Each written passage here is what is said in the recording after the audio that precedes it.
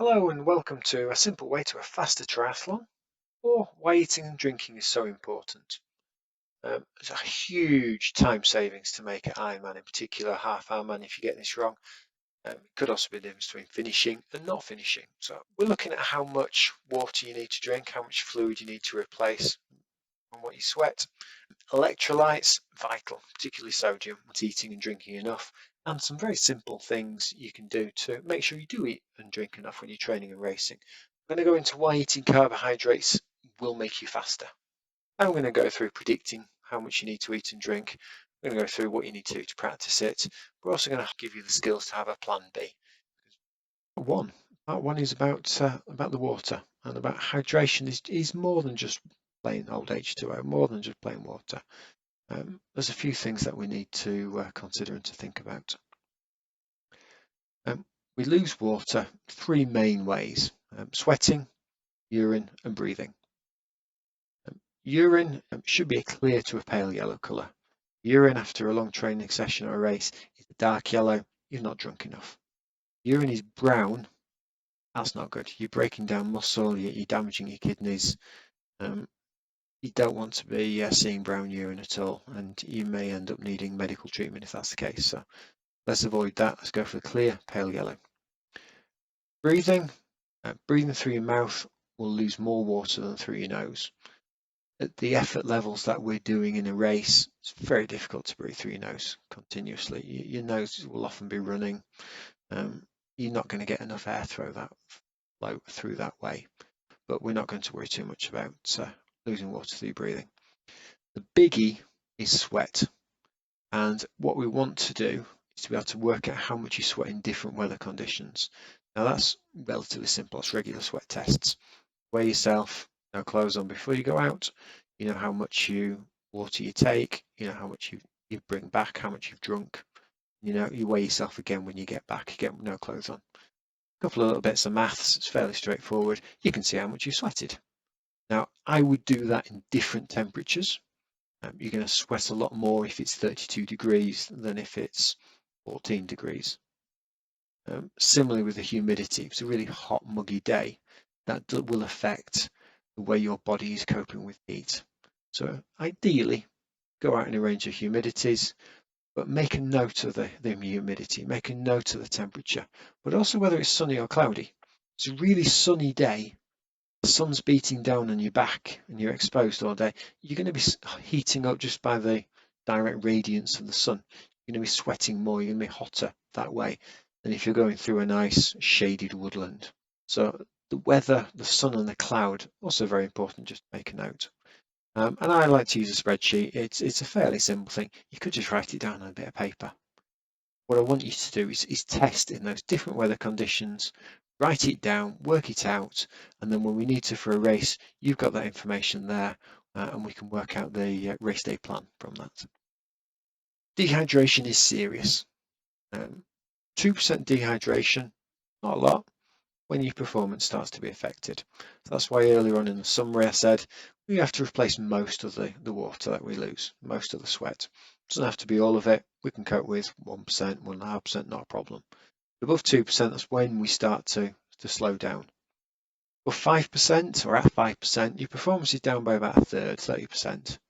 Now that could easily be the difference between finishing an Ironman, getting timed out, not making the 17-hour cutoff.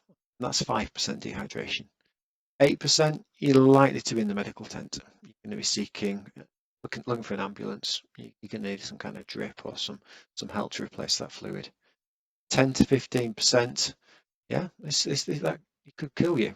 That's serious. I'm hoping anyone who's watching this video is never going to be near those, and certainly not after watching them. But this is why we worry about dehydration. It's not just slow down a little bit, or I need to have a big drink when I finish. No, there's some serious health implications. There's some serious performance implications if you get this wrong. So the effects of dehydration, most obvious one, you've got less blood. Just over half of your blood is water. And if you're dehydrated, you're going to have less of that water. You're going to have less blood. And we need that blood to go around the body, particularly to the muscles. It's supplying all the nutrients that we need, all the oxygen, all the energy, That's going around to not just your muscles, but every other organ in your body. Biggie is you're going to sweat less. And particularly if it's a hot day, you've been sweating more, so you've been getting yourself dehydrated because of that. A lot of the liquid part, the water from the sweat, is transported via your bloodstream. Makes sense, it's going everywhere. So if there's less liquid in your blood, there's less liquid for you to sweat, less water for you to sweat.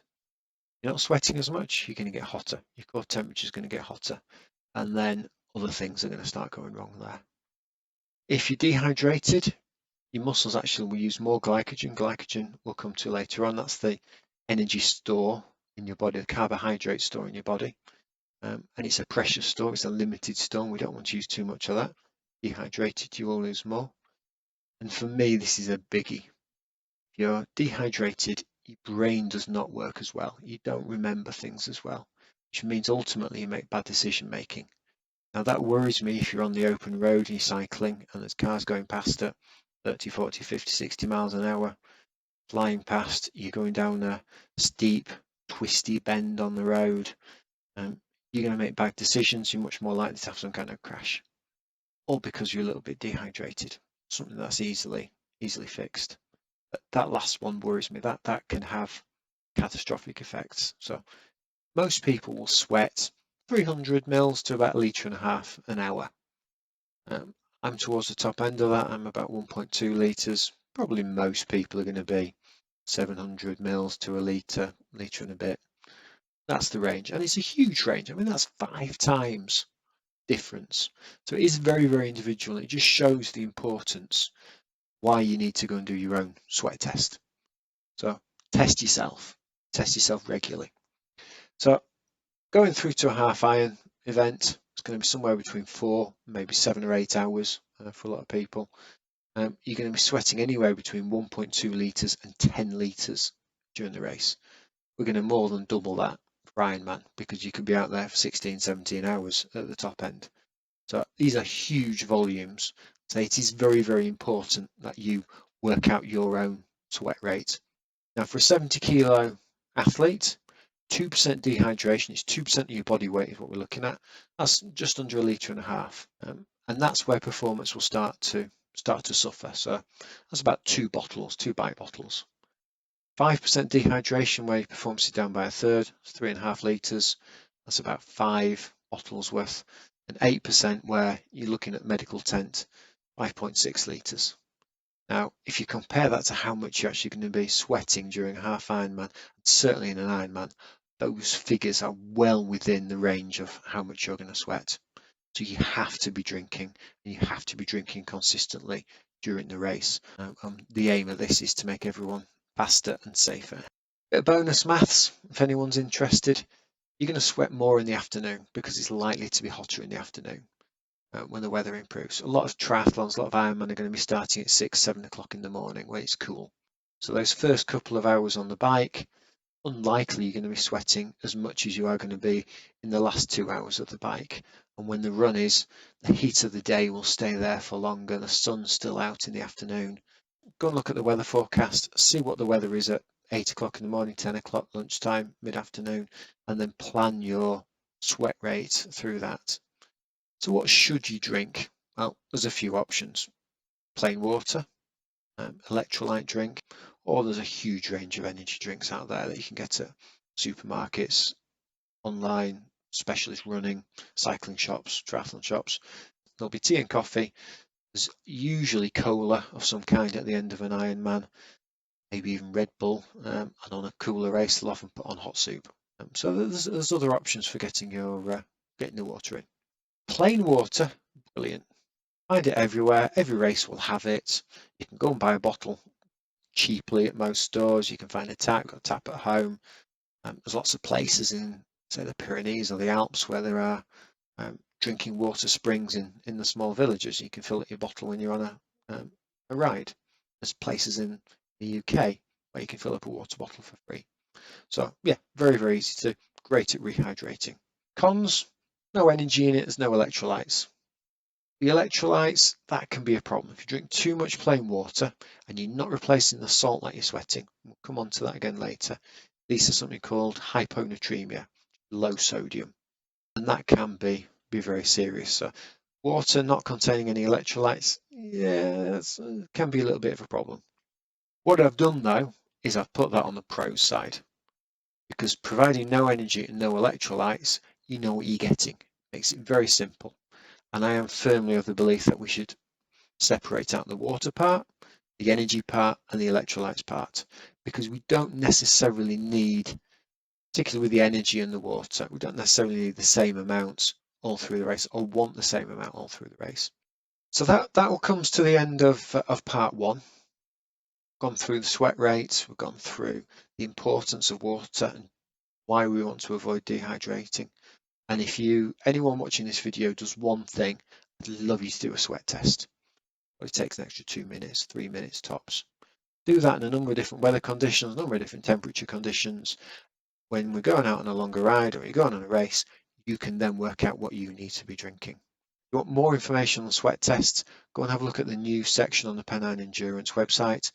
Loads of information on how to perform the sweat test there, and I'll put a link in the notes below. So welcome to part two. Part two is all about the electrolytes. Now, three main electrolytes will be sodium, potassium, and chloride. Normal table salt is sodium chloride. Go for the low sodium salt, that's you can see in supermarkets these days. That's a mixture of sodium chloride and potassium chloride.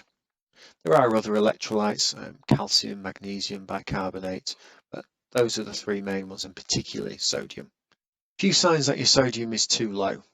You'll feel nauseous, might feel a bit sick, a bit confused, you're tired, lack of energy, your muscles are weak, might even have spasms or muscle cramps. A lot of people get muscle cramps when they're swimming, and there's a number of reasons for muscle cramps when you're swimming, but one big one will be your salt levels are too low, sodium levels are too low. One thing I have to say about all these signs, they're very familiar. I think most of us will have had events and races and rides and long training sessions where we've felt fatigued and lack of energy. We've got muscle weakness and we've got cramps because a lot of the time we've been drinking the wrong thing. We've been sweating too much sodium, or we went into it with too low levels, whatever we've been doing the day before or a couple of days before, and our blood sodium is too low. So how much salt do you lose? Well, that depends. Any coach who doesn't start the answer to a question with that depends, but it's very, very individual, and I can't say how much salt you're going to lose compared to me. What I can say is it doesn't normally change. So once you've worked out how much salt you're losing in your body, in your sweat per litre, say, it's going to stay the same. So if you're a salty sweater, you'll probably almost be a salty sweater, whether it's a cool day or a hot day. If you sweat very little salt, you're always going to stay like that. There are some very good online questionnaires out there. You can have a look on Google for them. That will help you to work out. But we're looking at salt staining on your clothes, what your sweat tastes like, how salty it is, and whether it stings your eyes or not. And you can get a fairly accurate way. If you want to do it spot on, there are a number of labs around the UK, around Europe, other parts of the world that will do specific patch testing for sweat. So collect a small sample of sweat, and then they can test that for the salt levels in that. Once you know that, once you've got a pretty good idea of it, they don't have to be precise, but we need to have a reasonable idea. That's never going to change, whether you're sweating loads because it's 32 degrees and bright sunshine on your back, or whether it's a cold day. Sweat will always have the same concentration, near enough, of sodium in there. So something to work out once, and then we don't have to worry about it after that. We know what you need to replace. So source of electrolytes. Electrolytes, it's salt. At the end of the day, it's different forms of salt. So salty foods, pretzels, Pringles, crisps, all that kind of thing. You can get these effervescent electrolyte tablets. You'll have seen them in these plastic tubes you get from supermarkets or online. Bubble up and add the electrolytes in there. You can add salt into your homemade drink. So you're making up your own energy drink, or you're just putting in a bottle of squash on a ride. A little pinch of salt in there. Work out how much you need. 500 milligrams isn't a huge quantity. Very easy just to add a small pinch into your homemade drink. If I'm running, particularly in a race, It's very difficult in the cups that you get to put one of those electrolyte tablets in. So I like to carry some salt tablets, and I also tend to carry those as an emergency. They don't take up much room. You can get little dispensers that fit in your handlebars, so you have a salt dispenser in your bike handlebar. There's usually a small amount in commercial gels and bars. Have a look on the ingredients list. It's not normally a big amount, but it's there and it helps. I would always suggest that you keep your water, your electrolytes, and your energy separate. It's much easier to deal with them as three individual elements rather than trying to find one drink that fits all. There is no one drink to rule them all. I like to divide and conquer. Hot day, you're sweating a lot more than you expected. You're going to lose a lot more fluid. If you've got your energy mix a bit too concentrated for there, you're gonna end up then drinking more and more of that. You're going above the amount that your body can absorb. You're gonna start feeling queasy. You're gonna start feeling a bit rubbish. You just stop drinking. So then you end up getting more and more dehydrated. So you're getting more and more dehydrated with a grotty stomach. Going back probably 10 years ago now, where I got this wrong is because I was drinking energy drink and I was sweating more than I'd planned, and I really slowed down. I probably lost 2 hours that day, time wise, on the half Ironman, and I couldn't eat for hours and hours. It was about another 5 or 6 hours after I got home before I could eat anything. I was properly ill with that. So hot day, really bad. Cold day, we're going to get the opposite really. You're not sweating as much, you don't need to drink as much. If you're relying on that drink to get your energy level, you're not drinking enough, you're not going to get enough calories. I'm going to go into energy in part three, but if you're not taking enough calories, you're going to slow down again. So a lot of this is predicting what you need to take in, both water and electrolytes, knowing how much salt is in your sweat, practicing it, make sure it works for you, make sure you can do it, make sure it's practical on a race. You can have the best plan in the world, but if it's not possible and you're struggling to do it, never going to happen. But you need that plan B. And if I'd been a bit cleverer 10 years ago, I would have taken on some plain water. I ran past a pub in the race. Could have got a glass of water from the pub easy enough. If I'd drunk a glass or two, plain water, maybe with a little bit of salt in there, again, it's a pub, there's food, there's salts there. That would have made a huge difference that time. Stopping for 5 minutes to have a drink, I could have saved myself an hour and a half, 2 hours, very easily. So I wasn't prepared for that plan B at that point, but I want you to be prepared for a plan B if it ever happens again. And that's always in my thinking. I like my athletes to be able to cope with any situation. I'm hoping most of these situations, most of these problems never come up, but if they do, you know what to do. That's the end of part two. The end of part one asked you all to do sweat tests, see how much how much water you're sweating out. This part, I want you to go and have a look to see how much salt you're going to be sweating out. So have a look at your clothes on a hot, sweaty day. Have a think about, do your eyes sting when you get sweaty in them, or does it not bother you? Go and have a look at some of these online guides, particularly Precision Hydration and Fuel have a very good one for salt in your sweat. Go and work out how much you're likely to be sweating. We'll add that onto your sweat test from part one, and that gives us a great basis then for working out where everything's going in part three. Hello and welcome to part three, which is where I talk all about energy. If you've missed parts one and two, part one was about water and sweat test in particular, knowing how much you need to drink to avoid dehydration. Part two was about the electrolytes, so the sodium in particular, problems you can get if you sweat too much salt and you don't replace that. Part three is about the energy. The body has three main energy sources. There'll be carbohydrates, which are your sugars, your fats, and the proteins. For all intents and purposes, we're going to ignore the protein. It's not something in a race or training situation we're going to worry about. So we're left with carbohydrate and fat. Big differences between the two. Probably the two biggest, the two I want to go through most. And carbohydrate, you don't necessarily need oxygen to use. So we'll all have heard the term anaerobic training. That's when we're not using enough oxygen, and some of the body's processes are working without that oxygen, and that'll be burning carbohydrate as an energy source. Fat has to have the oxygen. So what you tend to find with that is the fat is used at the lower intensity levels. So if you're going out for a nice easy ride, nice gentle run, or just day to day, you're going to be burning mainly fat, because fat metabolism is relatively slow. And that's the second point I want to make. To get the energy from fat, there's a lot of fat in your body. There's more than enough for an Ironman, but you can't make use of it very quickly. Carbohydrates, on the other hand, you can use that energy very, very rapidly. We've all seen the sugar rush and the sugar crash if you go and eat a bar of chocolate, or kids get into the sweets at Halloween or Christmas, and suddenly they're all hyper and all up here, and then they have that crash as it all goes. That's that very sudden surge of energy that you get from carbohydrate metabolism that you don't get with fat metabolism. Huge amount of calories in fat. Kilo of fat is about 7,700 calories. So effectively, for what we're using it for, it's an unlimited fuel source. It's the oxygen that we worry about with fat, so it does limit us and it keeps us at that lower intensity level. Carbohydrate that we can use at the higher intensity level, we've only got 400, maybe 500 grams of it in the muscle that we can use. The body doesn't really store much carbohydrate. If you go and have too many sweets, too much cake, too many whatever, the body will convert that into fat, because for 99.9% of your day-to-day life, using that energy from fat more than quick enough. So we need to keep eating regularly during a training session or a run, or that fuel supply will be limited.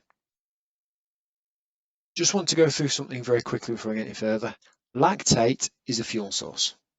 So lactic acid is not there. Lactate is good, but the body needs to have mechanisms to deal with that free acid. Lots of different types of carbohydrate. A picture there of a glucose molecule, they're all fairly similar.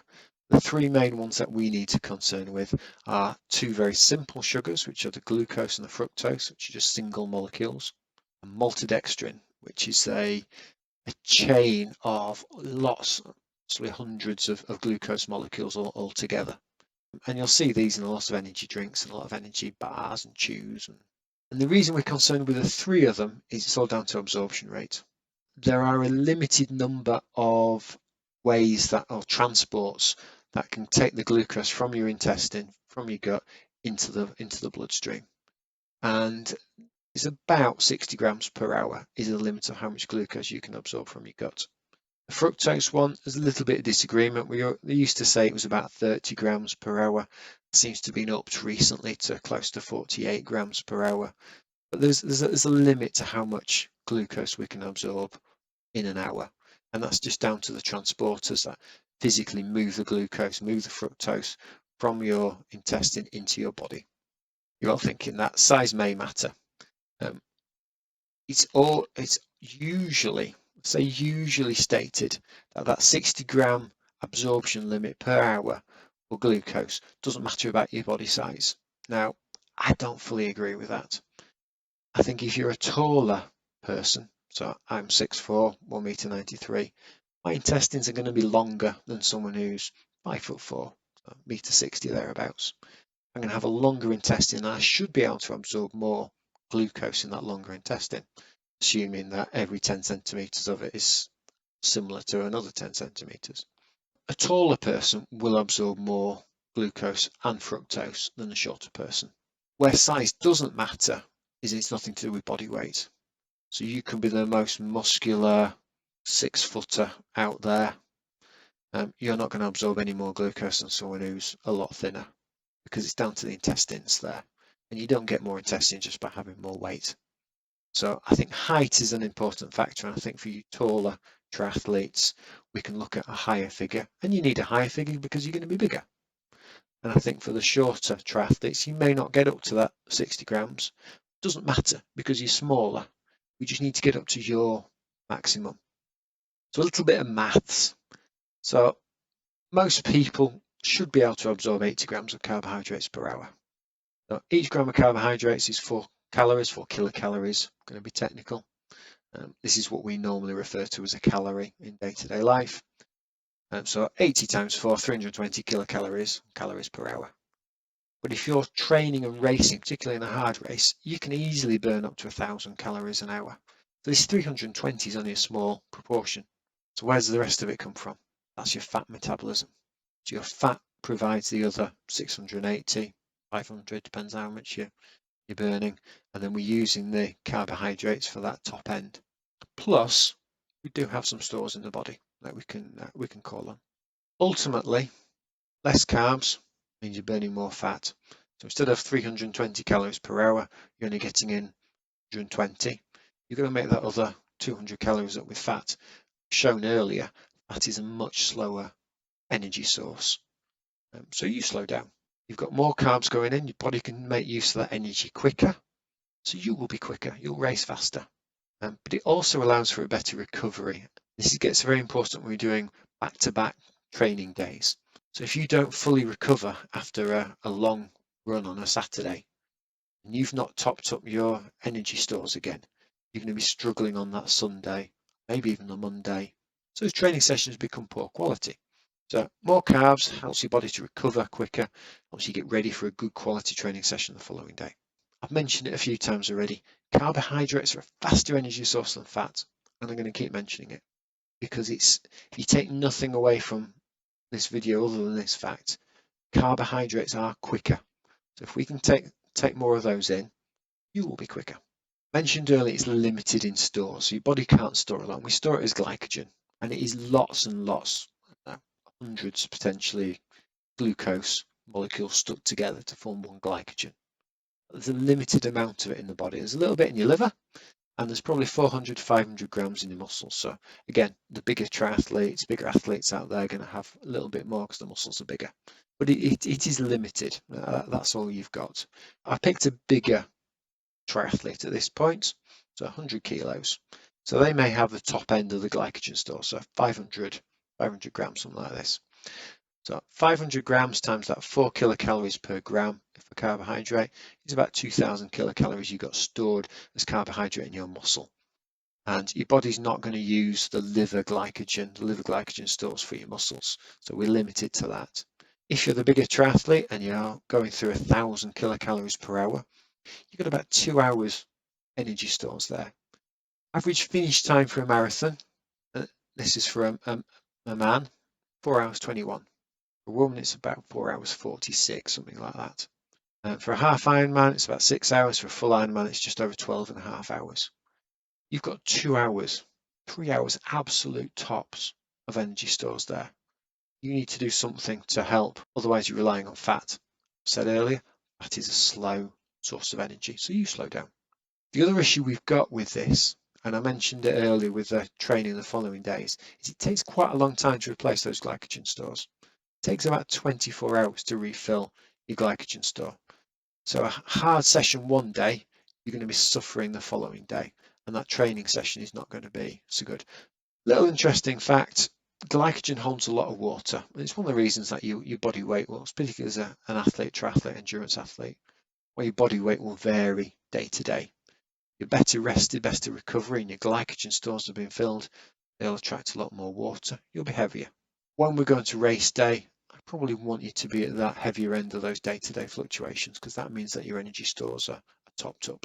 Eating, drinking during a race and training and during recovery, very, very important if you're going to maximize your potential, if you're going to be the best athlete, the best triathlete that you can manage.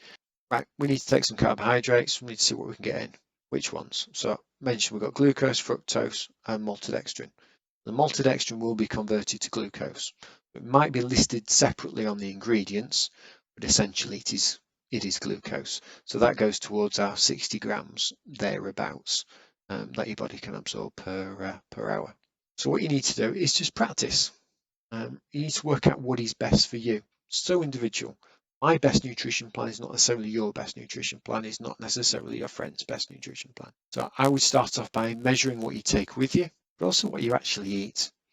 A lot of people will take food on a long bike ride or a run, and it comes back with them and it's had a nice day out. So measure actually what you're taking and what you're eating. You can train your gut to absorb more. So say you're a poor eater, you've been eating maybe 40 grams of carbohydrates per hour on your long training rides. You can't suddenly up that to 80 straight away. You're going to end up with a bit of a dodgy gut. But we can train that gut to steadily increase the amount it can absorb. And we found the limit. We'll just bring it back just below the limit because we want to try and absorb as much as we can. But if you steadily increase it, you can increase your tolerance, and we can get that level up. Some people will get well over 100 grams, 120 grams carbohydrates per hour, but it's through consistent and regular training once or twice a week. It will take a while to get this training done for your guts. Same as it does to boost your aerobic performance or your muscle strength. So what I would like you to do is when you're getting 8 to 10 weeks out before you race, you're pretty close to where your gut should be. We can use those last few weeks to fine tune it. So we'll go back another 8 weeks. You're looking at about 3 to 4 months before your main race. You need to be seriously thinking about how much carbohydrates you can take in and allow that time to train your gut. Do a couple of trial runs on your longest rides and your longest runs, ideally using the same nutrition, same products that you're going to take on race day. Have that proper dress rehearsal. Most people do not drink or eat enough. You need to test it first. You need to check, work out how much you are taking. But it's a fair bet that 90% of people watching this video are not taking in enough. Practice it. Work out what's best for you. See where your limits are. Push them a little bit further. Train that gut. Work out what you like to eat. Work out what agrees with you. Work out how to carry it. Practice it. Get to the point where, yeah, I can do this. I can do a 6-hour bike ride. Know what I'm taking. Everything's good. I feel stronger at the end. So where does this fuel come from? Where's these carbohydrates coming from? So 3 main sources. Drink it. You can have these gels, or you can take solid food. Each of them has their own plus points. Each of them have their own bad points. Energy drinks will come to first. Yeah, you can get hold of them in lots of places. They'll be on course. The course will provide a bottle on the bike, little cups on the run. Ask for the energy drink. You can get them in supermarkets, online, all kinds of places. A few flavours can be a bit sickly though. That's part of the problem, and they can also get quite expensive, particularly if you're buying them ready-made. If you can get them as a powder, that's often a lot better because you can vary the proportion depending on what you want. Working out your individual plan is a lot easier when you've got the powder. But I think they have their place, but I think they're as part of a wider combined energy plan. So my suggestion, test the version that's on the race course. Have a look in the race manual. If you can't find it and it's getting closer to a couple of months out from race day and it's not obvious, contact the race organizer a lot of these days with Facebook or emails or whatever. Ask them what the on-course nutrition is going to be, because if you can use what they are providing and you've practiced and you know you like the taste and you know it agrees with you, it's much easier to take the energy drink from the bottle or the cups on the course. I would prefer them. I tend to use them more in a shorter session in cooler weather. I think they're very practical in that condition where you're not worrying about high sweat rates, not having to worry about replacing a lot of sweat losses and fluid losses that way. Because in hot weather we need the water, so you've got to dilute them a little bit more. So it takes a bit more thought in that way. But I would use them as one energy source out of a number of different energy sources. Gels are probably, most of you will have heard of gels, most of you have taken gels. Again, they'll be on every race aid tables. There'll be gels there that you can grab. You'll see people carrying them around on race day. Very, very easy to carry, and they're a really quick source of energy. So they'll absorb nice and quickly, and you'll get that sudden burst. So if you're flagging, jelly's great, but they are expensive and they can make a bit of a mess. It can be tricky sometimes to open. You end up with a sticky packet. One thing that I dislike about them, probably more than anything else, they're not particularly environmentally friendly. Very easy to go littering with them, and you'll see on race day these gel packets all over the side of the road. And I think if you get spotted, you will get disqualified. They're not recyclable. They're just single-use plastics, and I think we should be moving away from them. So it's one reason to dislike gels. My suggestion, I would carry them as an emergency energy source. They don't take up much room. Very, very easy to stick a couple in saddlebag, little pocket when you're out running. Everything's going well, you're using other nutrition, fine. They come home, they'll go out on the next run or ride. But if you're just struggling and you're just tired and your energy's gone, or your friend's energy's gone, or you get stuck out in the middle of nowhere because you've had a couple of punches and the weather's getting bad, and you just need that burst to get you back. I think they're very, very good for that. So I would practice them during training, but I wouldn't use them too many times. I would be saving them largely for race day. So they're my emergency stash. On the run, yeah, often you'll find these are easier to absorb. So probably more likely to use them on the run than on the bike, and I would try and save them for the run if possible. Again, try out the brand that's offered by the race.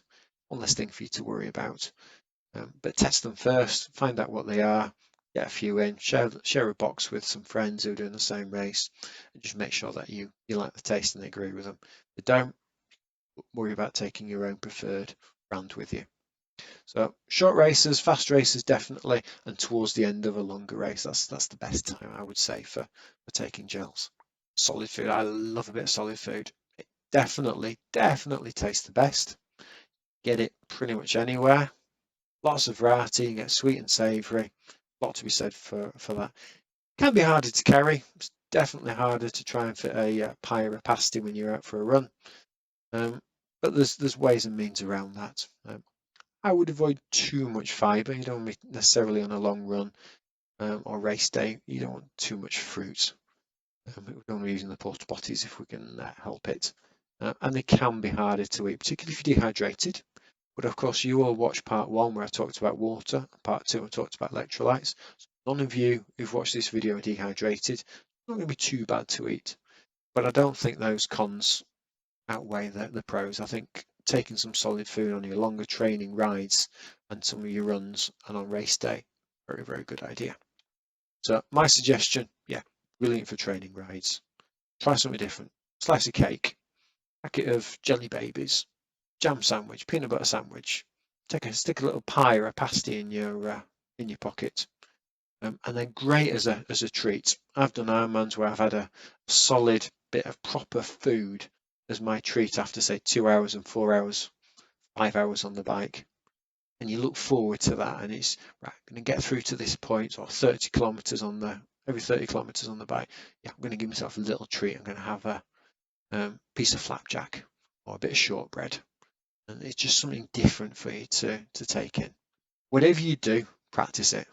But I would use eat more solid food on the bike when your body's able to cope with it, and then probably use more liquid foods on the run, where it's harder to absorb, it's harder to chew. There is always the option for making your own, sort of the DIY option, particularly with solid foods.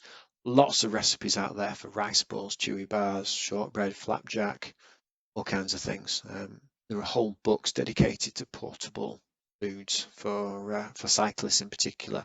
You can even make your own homemade energy drink or gels. It can be as simple as a bit of sugar or honey, a bit of salt, some fruit juice, maltodextrin powder. You can buy a big bag of that really cheaply. It does take a little bit of thought to get your ratios right, but it's a very cheap way to provide your own equivalent with that, and you can tailor it to your own needs. So if you're that way inclined, you like a bit of cooking, you like a little bit of science, yeah, go for it. It's very, very good. Get in touch and give you some suggestions of where to start and how to practice this. Caffeine, that could have a whole video all by itself, and I will do one of those videos in the future. Need to think about the days before a race. A couple of reasons. One, if you're racing away from home, you're in a hotel, you're in a strange place, what's the food going to be like? We don't want to be getting food poisoning if we can help it, or eat something that's going to upset your stomach. We also want to avoid too much fibre, because those porta potties on race day are not a pretty sight if we can help it. So be careful, not too much fibre for probably 2-3 days before the race, and just be careful about the quality of where you're getting the food. Cooking yourself, that's fine. You're eating out, I'd go to a more respectable establishment and try and get something that's fairly straightforward to cook. Wise coach once told me that the perfect pre-race food for the day before is a pizza. You can get it pretty much anywhere in the world. Cheap, you get lots of different flavours. It's suitable for vegetarians and vegans, get those versions as well. It's very easy to cook well, get a nice tasty pizza. It's very difficult to get any kind of food poisoning from it. You know what you're going to get. I think that's a great suggestion. It doesn't have to be pasta. So we need to work out how much carbohydrate you're eating. And I mentioned earlier how much you're actually taking with you, but how much you're actually eating. And there is a little bit of science here. You need to have a look on the back of the gel packet or the packet of sweets or cake, or weigh out the recipes and see how much you're actually taking. But it's one of these things that you don't have to do all the time. You write it down and you work out what it actually is. So you know your energy gel contains 30 grams of carbohydrates, fine. If you know that your normal portion size of shortbread that you've made, you can work out that total recipe contains 12 portions. Just divide the total ingredients by 12. You've got the amount of carbohydrate in one portion. Nutrition plan and what's best for you is what is best for you. And that isn't what's best for me. It's not what's best for Alistair Brownlee, say. It's what's best for you. And I would be very, very wary of following any fads. Work out what's best for you, not best for someone else.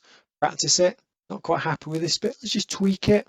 Sometimes it's a complete change, but just tweak it, adjust it until you get a list of foods, a list of energy drinks, a list of gels that you like and are good for you and work for you, and you like the taste and you can afford and you can get hold of easy enough. Write it down. Right, you're looking for, say, 90 grams of carbohydrates per hour. It's going to be one gel, it's going to be one of your standard mix of the energy drink, and it's going to be 6 jelly babies, or it's going to be one portion of 1.5 portions of your shortbread. And you can mix and match because you've done all the maths first, you've got it all written down, you know what you need to do on race day. You're going to grab one from here, one from there, one from there. That's your nutrition plan for that particular race. It might take you half an hour. You do it during the tapering because you've got all this worked out before any training.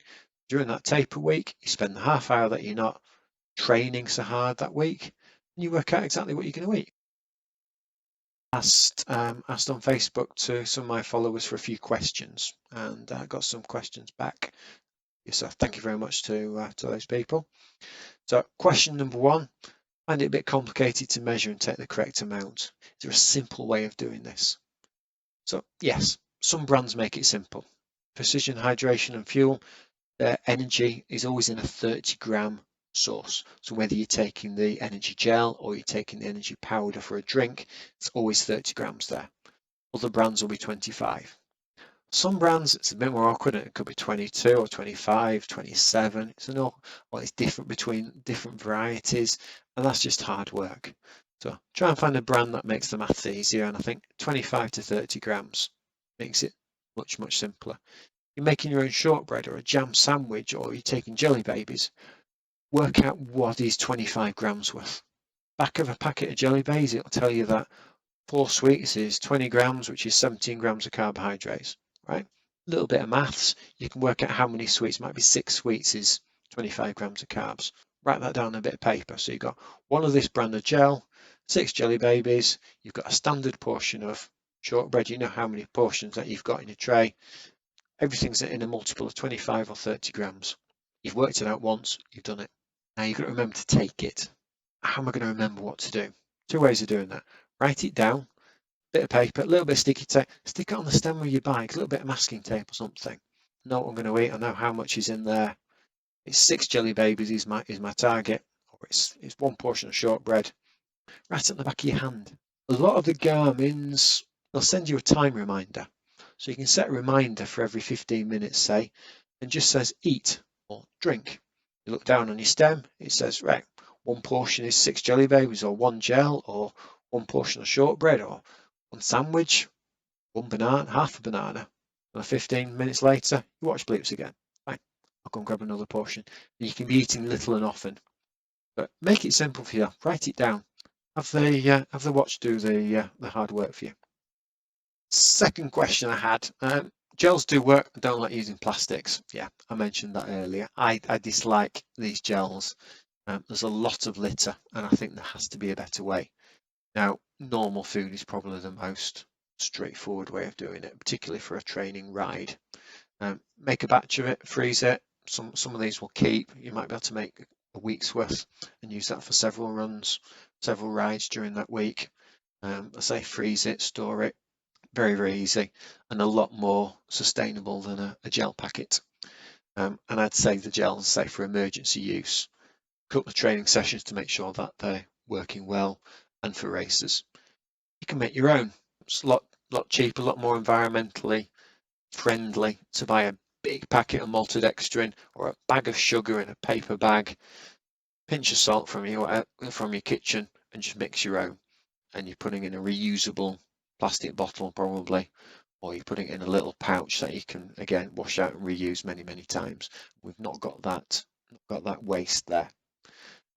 Especially if you're mixing it with fruit juices and natural flavors there. So very easy with the DIY route to do that. Some brands are producing better packaging. Some brands are now producing like 90-gram multi-packs in a recyclable little bottle. So you can take, got an hour's worth there in one bottle if you're going to use the gels, and then that can be recycled at the end of the day. There are some brands that will put recycling bins at races. So you finish your gels, you put them back in your pocket till the end of the race, you put them in the recycling bin, they'll take them away and recycle them. That helps to a degree, and I think we need more brands to be doing that. But I think I would go down the natural food or the DIY route if this is a big concern, and just save those gels for special occasions and races. Get terrible heartburn, especially during long runs. What's the best way to deal with this? Well, first thing I'm going to say is see a doctor, or particularly a pharmacist. Pharmacist would probably be my first choice if it's a regular problem. Go and ask their advice. They're brilliant for this kind of thing, and they'll be able to offer some help with that, because there are many, many individual factors. It's not just one thing. Sometimes it will be different foods will help. Spicy foods and a lot of caffeine in particular can cause more heartburn. So it may be before a long training session that you avoid the spicy foods, you avoid too much caffeine in the morning. Little and often. So I mentioned earlier, you put a timer on your watch for 15 minutes. Maybe change that to 10, have a smaller portion every 10 minutes and just keep it trickling in. So you've not got a huge amount of this food that's going to upset your stomach. Also helps just to absorb all the stomach acid and keeps it busy, stops it from churning around too much. And again, keeping drinking just keeps washing everything down, stops any of the acid getting into your esophagus, into your gullet, which is where the burn comes from. So little and often, definitely, but no, speak to a doctor or pharmacist, I think would be my first choice. Fasted training. Now, this is one of the fads that we talked about earlier. So is it possible to train your body to use energy better, more efficiently by training with minimal nutrition? So deliberately training with low energy stores, not eating properly in the morning, so normally going without breakfast. You've used some of those glycogen stores overnight, double sessions in a day so that you might be well fed for the session in the morning, but you don't properly refuel during the daytime. So by the time you get to an afternoon or an evening session, you're running out of energy there, and it's effectively a fasted session. Sometimes it can be accidental, you've just been too busy and got to eat your lunch, or you didn't have time to eat your lunch. Is this a good idea? Short answer, no. Long answer, no. Your body needs the fuel. If you've not got that fuel, you're going to use the fat.